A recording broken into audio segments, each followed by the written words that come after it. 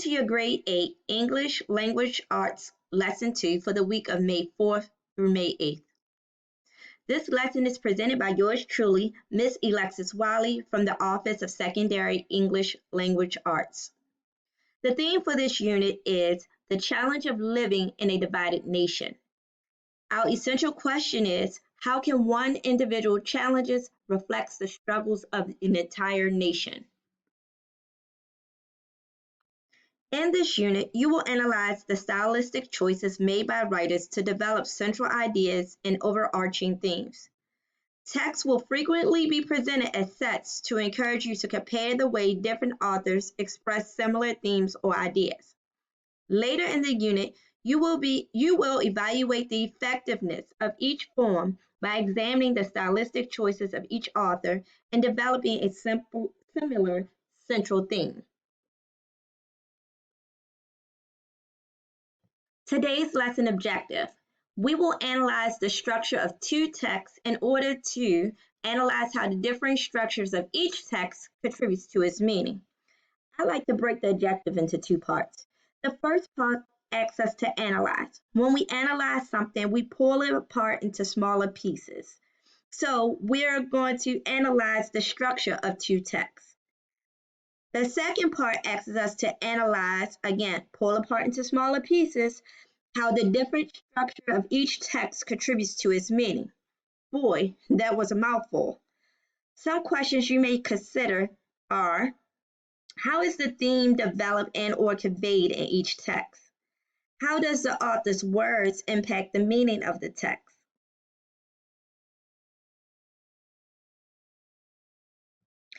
Also in the unit, we will focus on the journey for freedom that led to the American Civil War. In order to help us contextualize this unit, we will watch this short clip. Think about two things you hope to learn about events and people connected to the Civil War.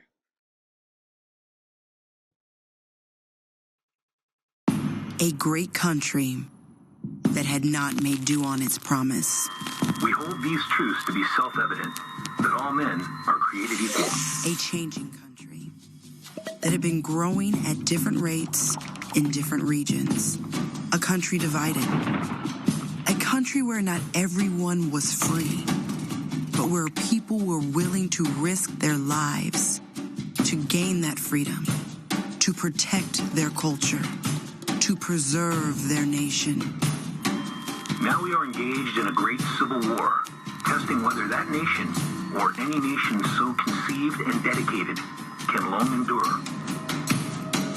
They built the Underground Railroad.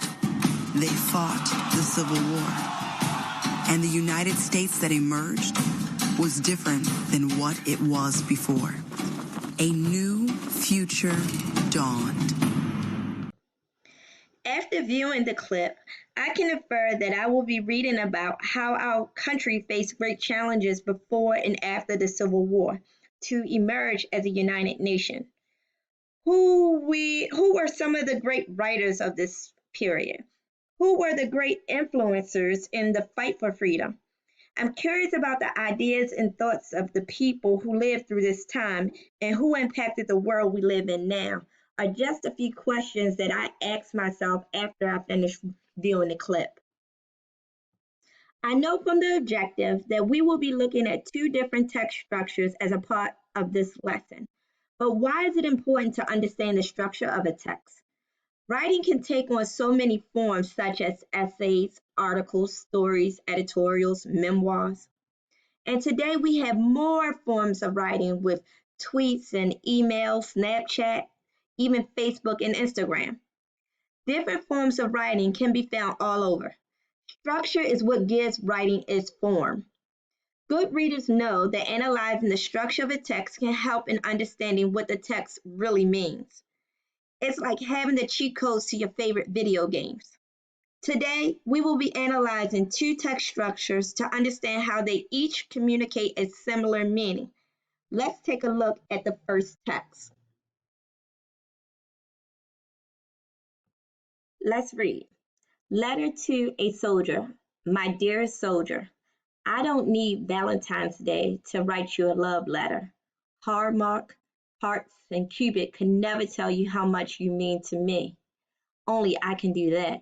I wanted something tangible for you to hold on to, even when you're far away. I'm going to take a pause right here. This wife really loves her husband. How do I know? I'm glad you asked. By looking at her words. Her words are conveying such love. For instance, she says, I don't need Valentine's Day to write you a love letter. I'm going to go up here and grab a highlighter real quick.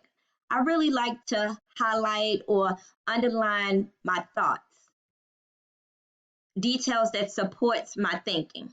So I'm thinking that she really loves her husband because she's saying right now, I don't have to wait till Valentine's Day, February the 14th to write you a letter. I'm going to write you this letter on January the 20th. I just love you.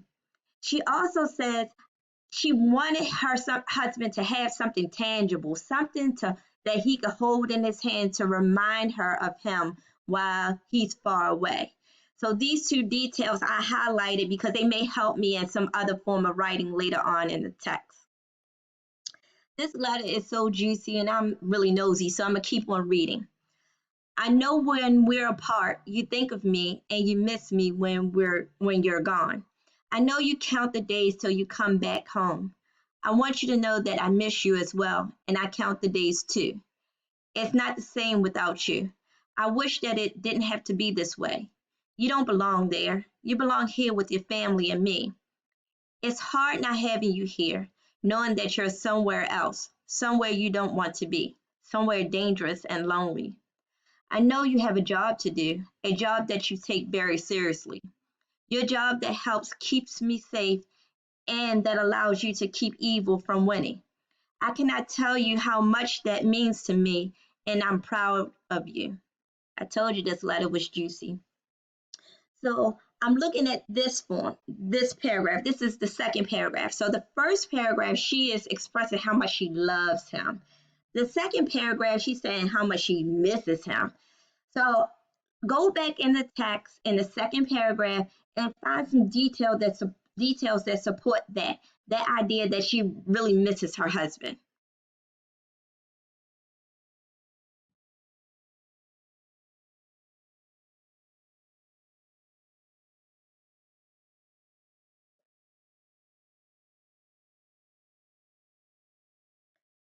Great. I know that you're done now, and I know that you selected some great details. So I'm going to go back up here and find me another highlighter so I can highlight my thinking. So I'm thinking that she really misses her husband, so I need to find details from the text that's going to support that. I want you to know that I miss you as well, and I count the days. That's telling me, as a reader, she misses her husband too. And then she always also says, you don't belong there. You belong here with me and with the family and me. So I'm going to highlight those two sentences. The details that you selected do not have to match mine exactly, but they must support the idea that the writer is expressing how much she misses her husband. Later, you will be asked, how does paragraph 3 contribute to the development of the letter? Be sure to look at the author's word choice when answering this question. Again, I'm nosy, so I'm going to finish reading the letter. Please be careful and remember all of the preparation you endured before you left for battle. You were, after all, at the top of your class in all areas of training, especially vehicle driving. The enemy is often close, so you must fight fiercely and conquer the danger that you face. I need you to be brave, but not too brave, because I need you to come home to your family and me. Don't be foolish with your heroic ideals. I and so many others already consider you a hero. You only need to fight well enough to survive each day. Come home to me alive and well. Be safe. Others may look at you and see just a soldier, an ordinary man. But I look at you and I know how lucky I am to be loved by you. Until you come home where you belong, I'll be waiting and counting the days. Isn't that what you do when you love someone as much as I love you? Your loving wife. I told you this was a juicy letter. We don't write like this anymore, do we? So now let's think about the structure of this letter. When someone asks me about the structure of a text, I think about the form of the text. I can see that this text is a letter.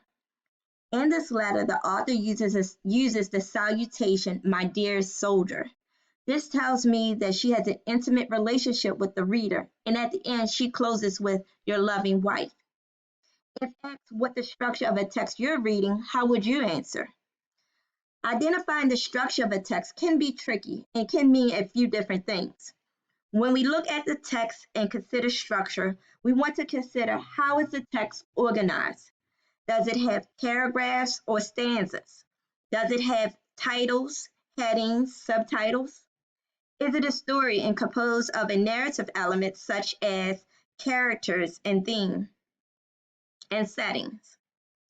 In the case of the letter to a soldier, the structure of the text is a letter and it has 4 paragraphs. You may see each paragraph develops or conveys a slightly different meaning, but each paragraph contributes to the overarching message communicating how much the soldier is treasured by his wife and how much she misses him and wants him home safely.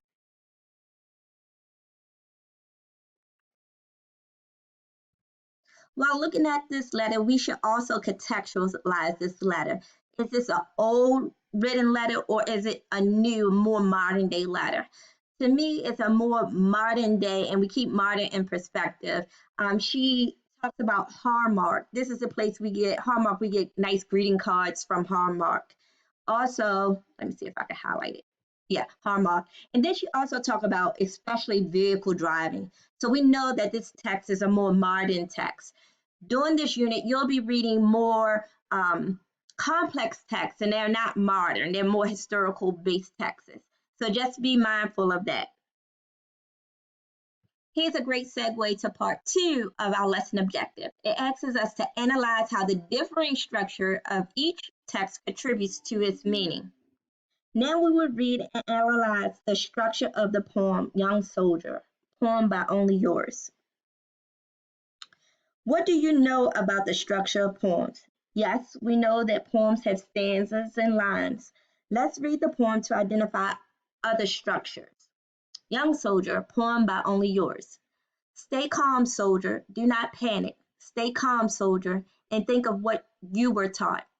You're too young to die, my soldier. You're too young to leave. Run, soldier, from the danger ahead. Run, soldier. Don't be brave. You're too young to die, my soldier. You're too young to leave. Let's stop here. I noticed lines 1 and 3 of the first stanzas repeat.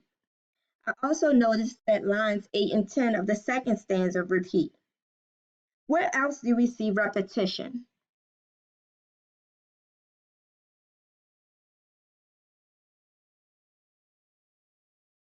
You are correct. Lines 5, 6, and 7 in the first stanza is repeated, and lines 12, 13, 14 in the second stanza. As we continue to read the poem, we can predict that the structure of this poem will remain the same. Each stanza will have 7 lines. The first and third lines of each stanza will repeat, and the last 3 lines of each stanza repeats throughout the poem. Let's continue to read to see if my prediction is correct. Fight, soldier, the enemy that fights you. Fight, soldier, and make it through the day. You're too young to die, my soldier. You're too young to leave. Come home, soldier. I miss you terribly. Come home, soldier, to me and your family. You're too young to die, my soldier. Don't ever leave me.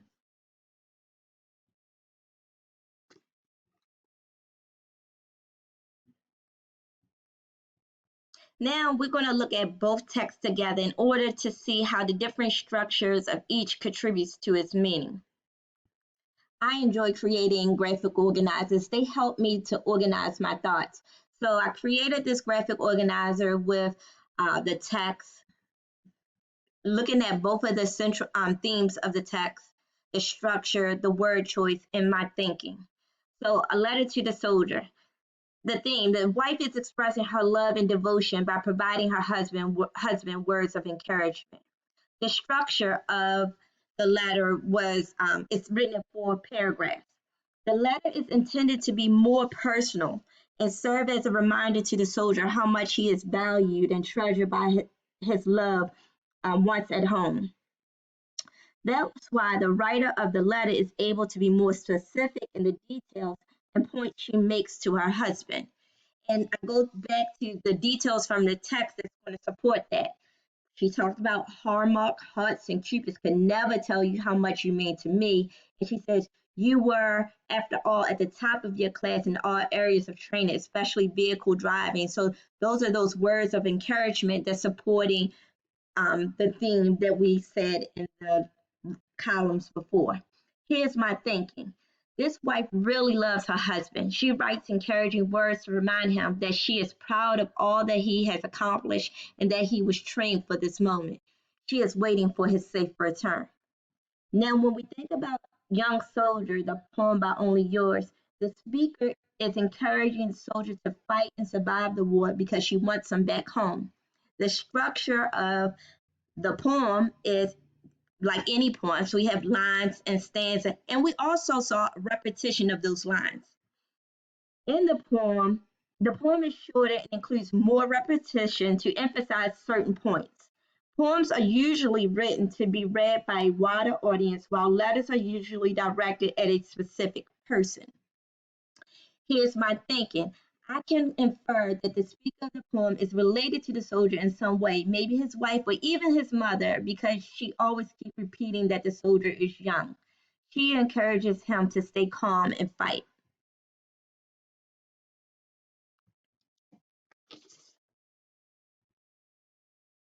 Let's wrap this up. Each structure is able to communicate a similar meaning themes, but in very different ways. Pulling apart a text and understanding its structure can really help to understand what the writers are trying to communicate to their audience. These texts were two examples from modern times, but many of the texts you will encounter in this unit are historical. They will be more complex and use structures and language that might be harder to understand. Knowing how to analyze the structure of the text will also help you to unlock what is meaning and what the writer is trying to say. Congratulations, you have made it to the end of today's lesson. Hope to see you next week. Have a great one. We have concluded today's lesson.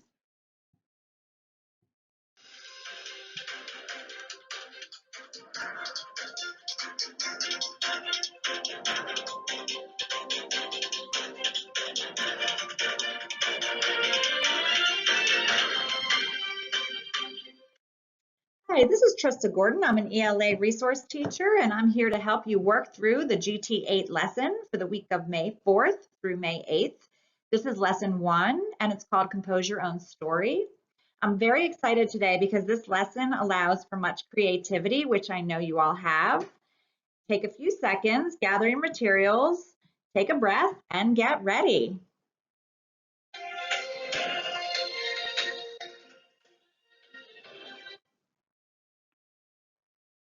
Okay, let's get started.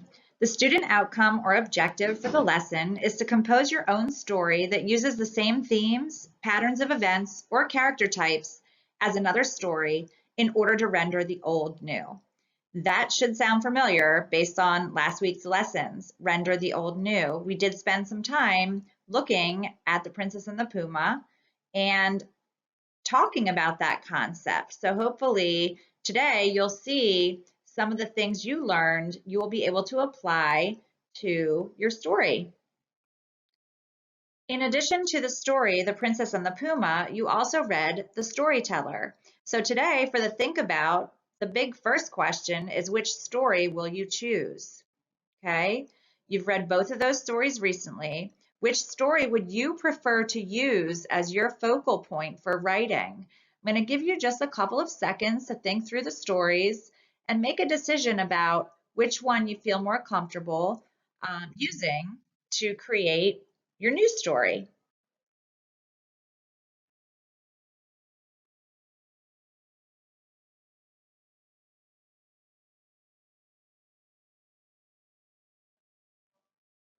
Okay, you may be having a little difficulty deciding, and hopefully as the lesson moves forward, you will be able to make your choice. You are going to take the old story and render it new and rewrite it for a contemporary audience by altering the theme, characters, and/or plot. And I want you to pay attention to the language there in that direction. It says and/or.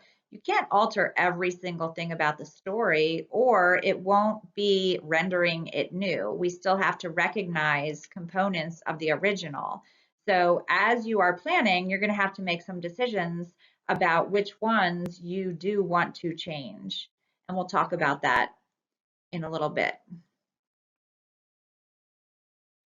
Okay, as you know, a very important part of the writing process is to organize your thoughts and begin planning out your writing, brainstorming, possibly making an organizer. And in the digital lesson for this particular one, there is an organizer provided for you, either in Word or PDF form, for you to take a look at as you plan your story. You may choose any literary form that will work. So keep form in mind, and there are some options. You could write it in a play or screenplay form. You could write a poem, a comic, or a short version of a graphic novel or short story. So that's important to think about before moving forward. In this lesson, you are asked to jot down your plan on the organizer. If you would prefer to create your own organizer, I just ask that you take a really careful look at what is required, and that's coming up next. Okay, it's time to organize your ideas, and you do have an organizer available on the digital lesson, or if you create one of your own, just be sure that it contains all the components listed. On your organizer, you will see that you want to render some parts new, whether it be theme, characters, plot, or setting. Choose a few of those, not all. And then you would also want to decide on the form that you'd like to write: a play, a screenplay, a poem, a comic, or a short story are some options. In addition to plot elements and form, you will need to consider which approach you're going to take while you write. Okay, we're going to look at an example today that includes the feminist approach, which is the last one here on the list. And these should look very familiar as you studied these throughout the unit. Okay, soon we'll be diving into a student example, but first we're going to look at the considerations the student made as the student approached the rewrite of The Princess and the Puma. The author decided to use a narrative poem for the form with a rhyme scheme. So you will see it's written in stanzas. And the author decided to use the feminist approach, eliminating extraneous characters except for the lion, the lady, and references to her cousin. The student author also eliminated the Western setting in order to focus on the actions of the lion and the lady, even including the dialogue spoken by the lion. And the author maintains the plot twist of the lady playing a trick. And although this time the trick is on the lion, the plot twist emphasizes how the woman can be powerful even when she is underestimated, an example of the application of the feminist approach. Okay, here is the student's example. The student created a title, The Lion and the Lady. Okay, so of course, it is important to have a title for your story. Some writers don't select the title, believe it or not, until after they're finished writing. That depends on how you work. We did say that the writer selected the form of a poem, and you can see here that the example is written in a stanza, and we said that there was a rhyme scheme. So if you see the little letters next to each line, they're in orange. The rhyme scheme is A, B, C, B, D, E, and then the last two lines I did not label. And there's a question there as to whether or not you can figure out the last two lines of the rhyme scheme. So once upon a time, or maybe twice or thrice before, there lived a looming lion, rotten to the core. He terrorized and tortured. With little more than force, no hero could slay him or knock him from his course. Okay, as I'm reading, you hear that end rhyme. Okay, that's end rhyme. And if you look at the A's, well, you'll only see one A right now. The word is time. Okay, before is the word in the second line, and that does not rhyme with time. Neither does lion. But when you get to the fourth line, the word core is also labeled with a B, and that rhymes with before. Okay, so those letters begin to repeat as the rhyme is actually present. Okay, so what you'll see here is the last two words, hymn and course. Okay, so I just want you to look at that end rhyme again and try to decide what letters you would give that end rhyme.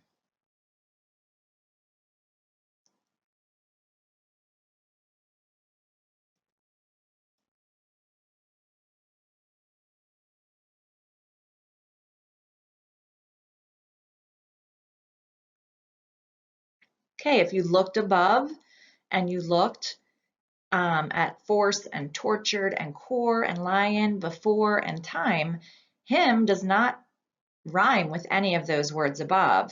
So you would have to give that a new letter, and that would be an F. I'm going to try to use this pen here. And that would be a new letter because hymn does not rhyme with any of the words above. And then hopefully you see the word course, okay? And if you look back through, what word does course rhyme with? Okay, and of course, it's force. So you would be giving that last line, ooh, a letter E. Thanks for bearing with me there. Okay, so that's some rhyme scheme. And again, just an added feature for poetry. Poems don't have to rhyme, something this student author decided to incorporate into The Lion and the Lady. And hopefully you enjoyed the first stanza. We will move on to the second. Okay, we're on to the second stanza. I would like you to pay attention to rhyme scheme, although we are not going to be labeling it. Hopefully you'll hear it based on what we learned. And when you have the poem in front of you, feel free to follow that rhyme scheme and continue labeling. But we're going to look for some other elements. Way across the kingdom, for some would call it so, lived a lean and lovely lady, all heels and skirts and bows. A call from a dear cousin, distraught and full of fear, prompted lady to come calling, for this she had to hear. A murder most foul, a plague on her house, a tragedy through and through. A dear and darling Muffy, ravaged and reduced to goo. Okay, so take a look at some of those other elements we pointed out. The setting, character description, and reference to the cousin. And hopefully you can see the similarities and differences from The Princess and the Puma. As you know, the final part of the lesson is to show what you know. And just like we told you at the beginning of the lesson, you are going to use your organization and planning to compose your own story that uses the same themes, patterns of events, or character types as your chosen story. Okay, and you have those two choices, Princess and the Puma, and also the storyteller. And then next, in lesson 2, you will be editing with a critical lens and making some revisions of your own work. Be sure to follow all of your teachers' guidelines and requirements for submission. Happy writing!